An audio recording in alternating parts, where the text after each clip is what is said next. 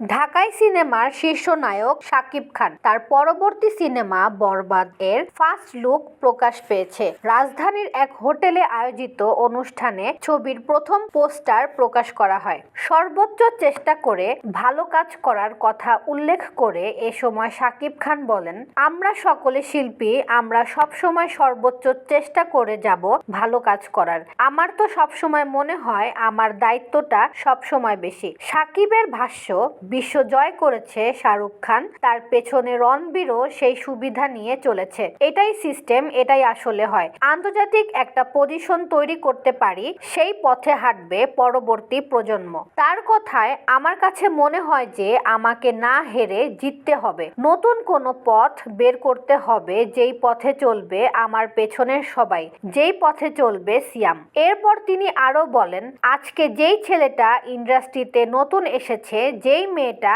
নতুন এসেছে, তাদের পথ চলাটাকে আমি আরো সহজ করে দিতে চাই।